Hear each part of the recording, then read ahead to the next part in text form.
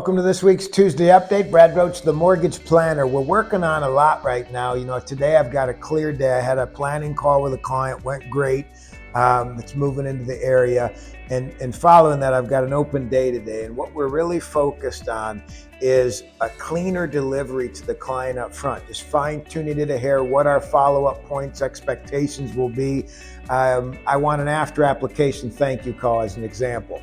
And a reminder of their documents if they haven't sent that in after they've applied.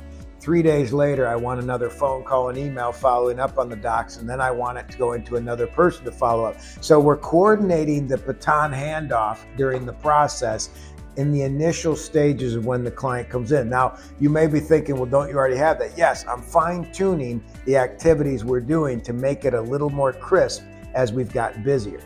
So what that looks like is we're designing a better email up front, and I'll share this with you if you'd like, that really covers the feature. I'm going at it with an aspect of, if this was a brand new iPhone that I just bought, took it out of the box, I get an email that says, here's all the stuff this thing does, and it's exciting. So whether it's HomeBot or a value report or a weekly update or an on-time closing guarantee or follow-up after the closing, what are the things, or the comparison, of the mortgage side, what are the things you're providing that really sets the stage for that brand new package they just opened, their pre-approval.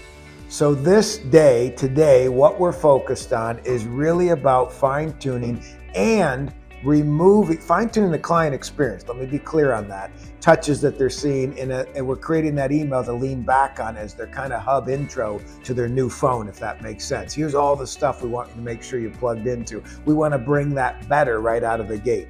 So with that said, I also am focused on what things are the team members doing that we were doing 90 days ago that's not getting the impact that I thought it might have got. And I think there's certain things in everybody's business that happens in where you do some activity, some of it gets some legs better than others, right? So it's not that I think any activity will build results, but some activity is going to get better legs under it that works to get conversions of leads to applications to closings.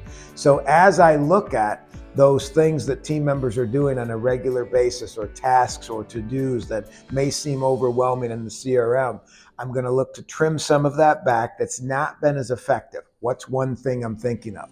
Every deal we did about 90 days ago, 4 months ago, we were preparing MBS highway marketing kits and dripping them out every Friday to the person. We have gotten very little responses on those drip emails if we're not calling. So is it a value for a person to spend a little bit of time, or an hour, 2 hours every Friday, sending those to our pre-approvals? Could we change that process to be less time consuming for his daily schedule so that he can focus more on prospecting leads and people who are calling for business? So we're shifting a little bit, making sure that our time is spent dialing and getting out for more business. Work the business. We'll see you next week.